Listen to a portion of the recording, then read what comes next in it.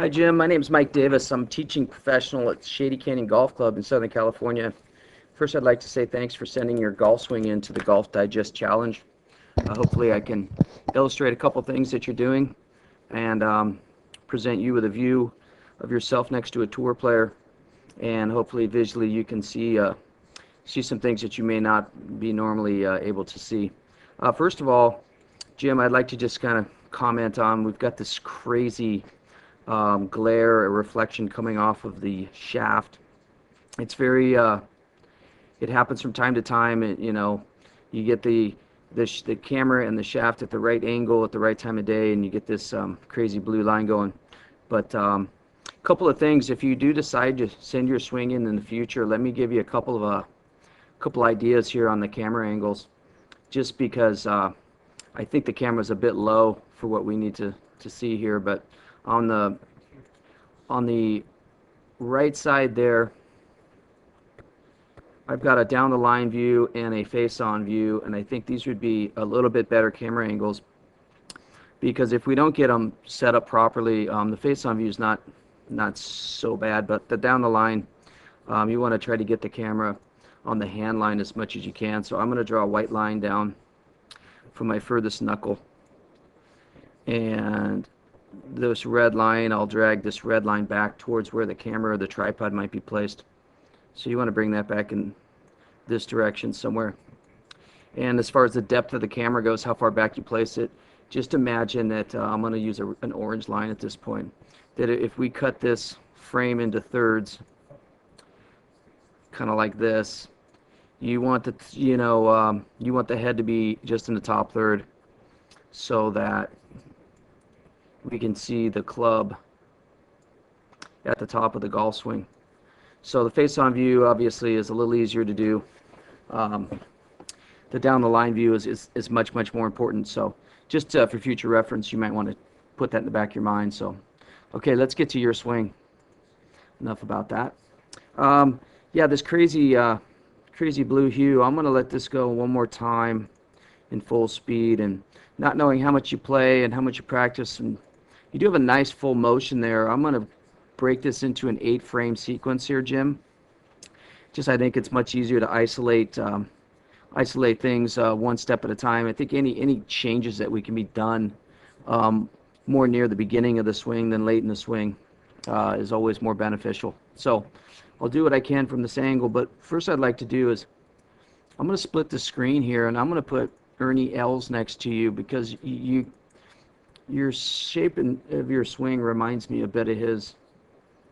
This is a piece of video that's a similar camera angle. It looks like your camera is not straight on, a little off to your left, and this is similar for Ernie Els here. This was taken at the Torrey Pines Buick Open a few years back. It's fairly near where I live.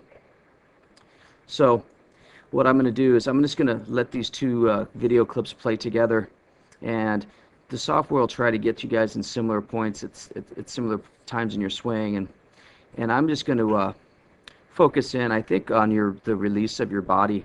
At this point, being that they are similar camera angles, you've really got your hips way over rotated and your shoulders and everything.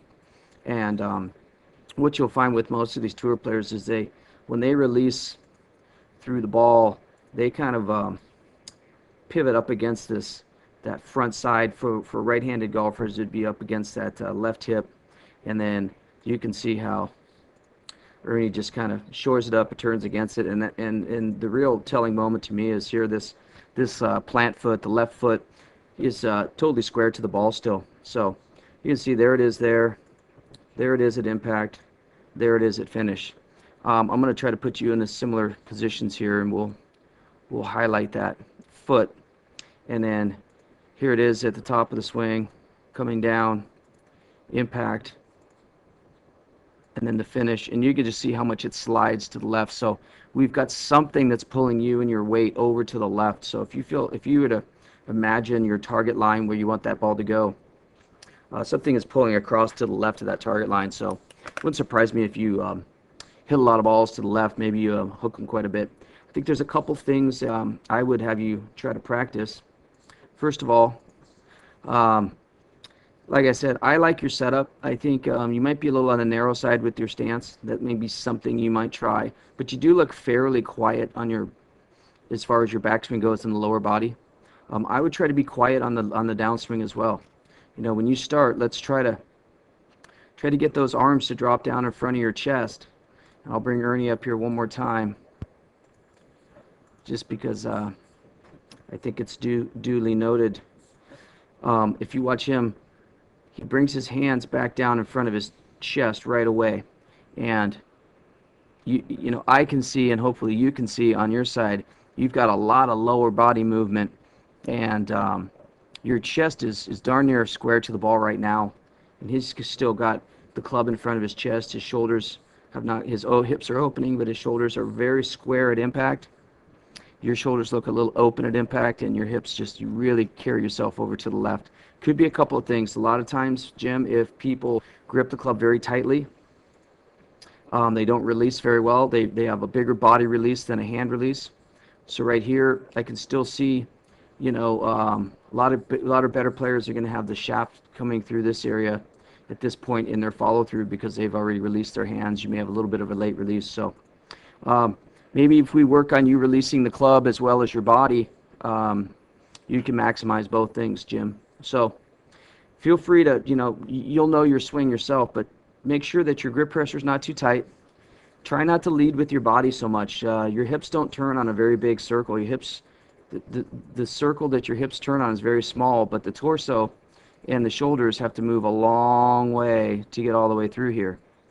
And then the club has to go even further.